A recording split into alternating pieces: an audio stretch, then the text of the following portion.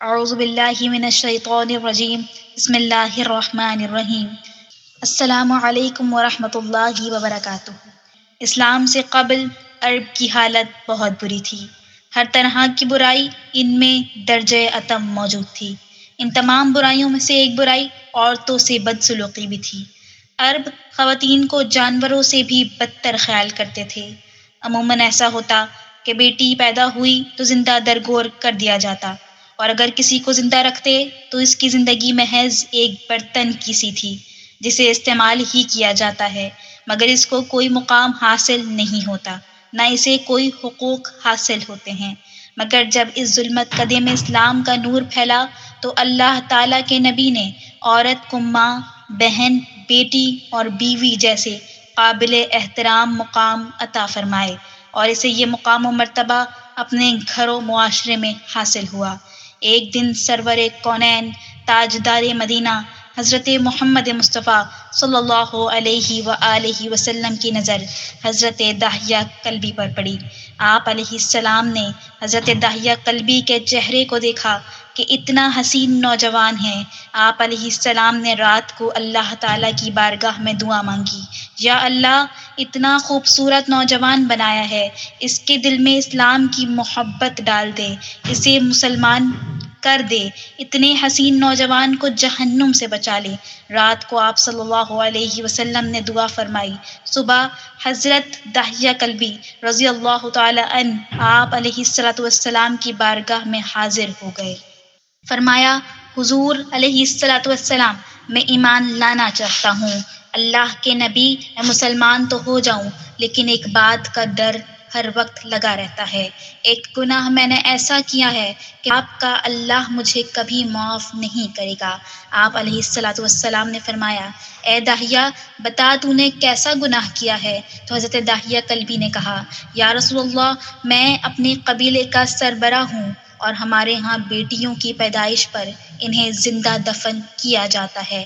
میں نے 70 گھروں کی بیٹیوں کو زندہ دفن کیا ہے۔ آپ کا رب مجھے کبھی معاف نہیں کرے گا۔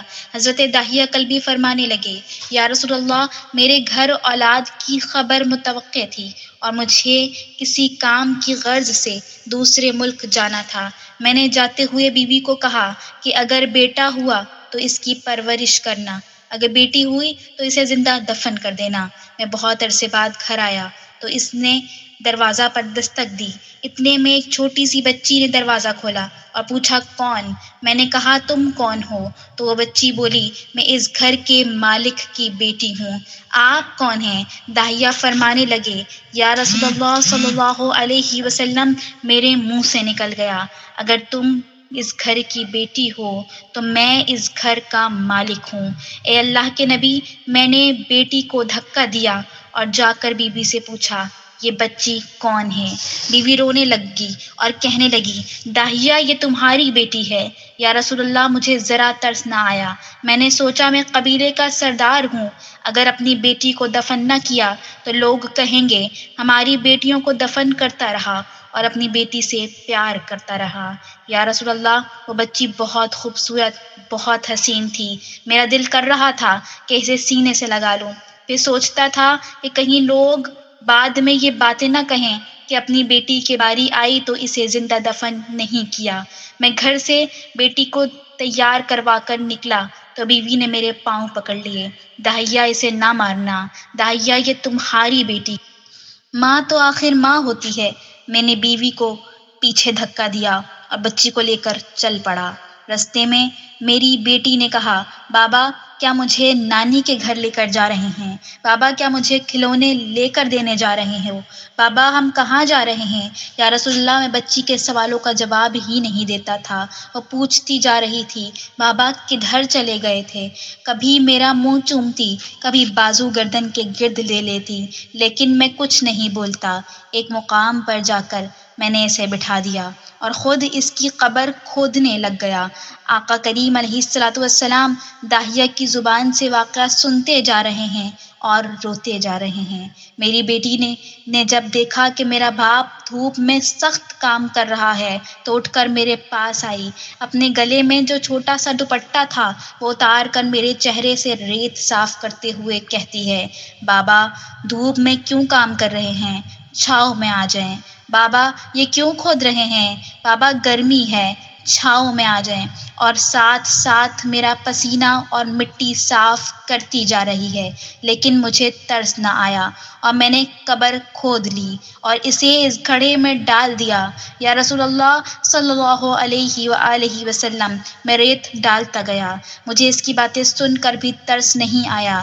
میری بیٹی پر جب مٹی مکمل ہو گئی اور اس کا سر رہ گیا تو میری بیٹی نے میری طرف توجہ ختم کی اور بولی، اے میرے مالک، میں نے سنا ہے تیرا ایک نبی آئے گا جو بیٹیوں کو عزت دے گا، جو بیٹیوں کی عزت بچائے گا۔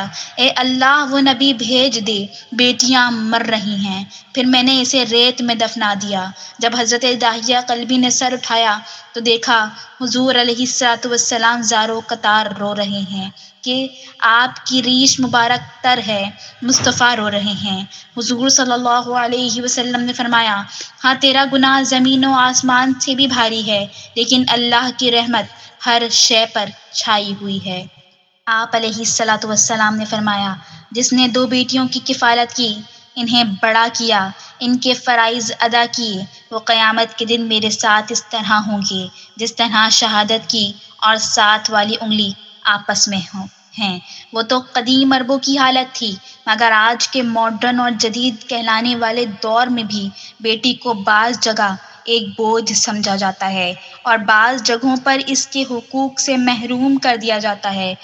رسول اللہ صلی اللہ علیہ وآلہ وسلم نے ارشاد فرمایا، جو شخص لڑکیوں کی پیدائش سے آزمائش میں ڈالا گیا اور پھر ان سے نیک سلوک کرے تو یہ اس کے لیے جہنم کی آگ سے بچاؤ کا ذریعہ بنے گی۔ روز اول سے اسلام نے عورت کے مذہبی، معاشرتی، سماجی، قانونی، آئینی اور انتظامی کردار کا نہ صرف اعتراف کیا ہے بلکہ جملہ حقوق کی ضمانت بھی فراہم کی ہے۔ جہاں تک معاشرے میں خواتین کے کردار کا تعلق ہے تو یہ حقیقت عیاں ہے کہ دنیا کی نصف سے زائد آبادی عورتوں پر مشتمل ہے اور بقائے نسل انسانی کے لیے، بچوں کی تربیت اور نگہداشت کے لیے، اولاد کی بہترین تعلیم و تربیت جیسے اہم افعال کے لیے عورت کا کردار بحیثیت ماں بہت ہی اہمیت کا حامل ہے۔ یہی عورت دنیا کی بقا کے لیے بھی اہمیت رکھتی ہے، تو ہمیں اپنی بیٹیوں، بہنوں اور ماؤں کے احترام کا خاص خیال رکھیں اور انہیں بہترین تربیت فراہم کرنی چاہیے۔ اگر ایک عورت دیندار ہوتی ہے تو پورا معاشرہ دیندار بن جاتا ہے، اگر عورت باکردار ہوتی ہے تو اولاد بھی باکردار ہوتی ہے۔ اس لیے ہمیں چاہیے کہ ہم دین اسلام پر عمل کر کے اپنی بیٹیوں کو عزت و اکرام دیں اور خود کو جہنم کا ایندھن بننے سے بچائیں۔ اسی میں دنیا اور آخرت کی بھلائی ہے۔